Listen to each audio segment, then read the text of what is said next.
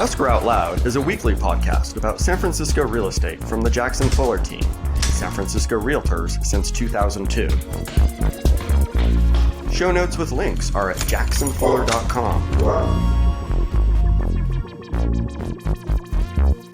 Hey listeners, today we have a very special guest star, but I don't want to reveal who they are quite yet. I thought it would be a little more interesting to see if you can figure out who I'm chatting with as we go along. I'll start you off with a clue though. Our guest today has been solidly attached to the San Francisco scene since the 1970s. So without further ado, let's say hello to our guest. Hi there. Well, hello, Matt, and thanks for having me on. This is such a thrill and my first podcast I've ever been on. Actually, I'm a lot more used to 8-track tapes and cassette tapes. Vintage, baby, vintage. My child doesn't even know what a compact disc is. I guess I could start by saying, you're enormous. Excuse me, I am perfectly proportioned, with everything right where you'd hope to find it. I've got a sunny outlook, and I'm open with my plan. I'm actually pretty sure Lizzo dedicated a song to me. Although maybe it was an album. I'm pretty popular lately, and I'm a pretty talented singer. I'd be happy to dedicate a verse to you, you imprudent whippersnapper. I am not a pretty talented singer, so let's just move along. And seriously, my apologies. My sincere apologies. I meant it as nothing but a compliment. Because when I look around the city of San Francisco, I would say you've got more size on you than the rest of the city, no matter the type, but especially the single type. Are you flirting with me? Never. Oh, goodness gracious. Compliments these days certainly aren't what they used to be. I'd like to talk about one of the things that makes me unique, which is my phenomenal outlook on nature. Sometimes, if you're standing there surveying where you are in relation to things with a cup of coffee in your hand while you watch the sunrise in the east, and instead of the sunrise, it just feels like all you can see is laundry hung out, neglected lawns, pile of junks, you know? I know it's been a rough day when I'm watching the sunrise in the west, but let me tell you, I completely understand what you're saying about that outlook. Seems to be really common in some parts of San Francisco. But that's not me, you know. I'm a groovy child of nature, a little late to have come from the summer of love, but my origin story goes back to 1976. Back then, my outlook was nothing but blue skies with glances of the bay. Ah, such a beautiful nature vibe. These days, my outlook feels more like enjoying that sunrise while gazing into a peacefully rustling grove of eucalyptus trees, which is pretty calming groove to channel at the beginning or the end of the day, if I do say so myself. I'm sorry, it's like I was in a Zen meditation there for a moment. Did you just say something? I think you did. Oh yeah, this has been my default routine for decades. I feel really excited to share it with whoever is coming next. Well, this sounds like you're trying to meet someone here, and I've got to remind you, this is a real estate podcast, not a dating podcast. Although I will tell you, the similarities between the two are a little disturbing. I guess you could call me a serial monogamist. And the last one moved on.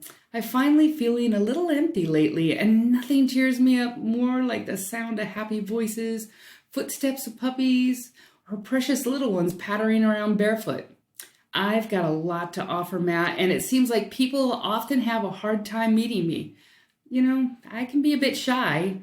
Someone mentioned it feels like I'm tucked away, but when they finally connect with me, it's like discovering a special little landscape strip of life perched about a canyon in the heart of everything. Your friends offer some really strange compliments. Yes, sometimes there's just no accounting for taste. And I'd like to be open with you about my plan. Even though they recently dropped out, Elizabeth Warren, bless her, had a lot of plans. You have a plan too? Oh man, how I wish she would have hung on, but yeah, I do have a plan, but just one. It's an open plan. It seems to me that if you're standing in a recently updated kitchen cooking away, well, for example, your plan for feeding loved ones should just flow directly to where everyone loves to formally or casually eat, and where everyone lives. Under vaulted ceilings, maybe, flooded with light and anchored by a fireplace. Now, that sounds like a plan to me. Honestly, I've got to say, I've been reviewing a lot of plans lately, and I'm a little disappointed. That only sounds like half a plan to me. Are you sure you don't want to expand on that? Hey, look, Matt, it's none of my business or your business where people sleep. But my plan gives 3 perfectly arranged options with 2 private places to take care of private things and a cedar-lined walk-in closet just to make that plan a little more decadent. Well, thanks for expanding a bit on your enormous plan. I took a moment to check it out, and if I was to write out your plan word for word, it would take up about 1,881 square feet of floor space, but you probably want to verify that for yourself. Bring your own measuring tape and I'll hold the stupid end, as they say. I might have left a few things out of my plan, but I think I'm worth meeting in person. Well, this has really been an informative conversation, and some of our listeners might have a clue who I'm speaking with at this point. And I feel like we might need to play a quick 3-question game to help the rest of our listeners figure out who or what you are. I'll give you a question with 2 possible answers, and you just tell me your favorite, okay? I love games. All right, here we go. Ready? Top floor with skylights or bottom floor? Always top floor with skylights. Yes. All right, next question. Single family or condominium? Condo all the way. Okay. Final question here, and it's a tricky one. Walk to Glen Park Canyon or walk to Glen Park BART? Oh, Matt, I gotta tell you, that's an unfair question. I love the quick walk to the canyon, and it's really not much farther to BART, so I can't decide. I guess it depends on my mood or the day of the week. I gotta tell you, you are on fire. Wood burning. Inspect it for yourself, mister. This is a family show? Allegedly. You know, when you sat down with me to record this podcast, I was really struck by your modern facade. It looks recently updated. And as I've gotten to know you, it really does seem that there's so much more to you than what I first saw in my first drive-by impression. Why, thank you. I'm not the type to talk about all the work that's been done to myself over the years on a podcast, but I keep my documentation, and I have a full package for qualified browsers to review.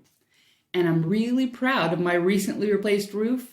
Thanks for noticing my streamlined facade. I've been getting so many compliments on it since the scaffolding removed, as they say. Well, to be honest, if I was on the market, I would be asking for your number.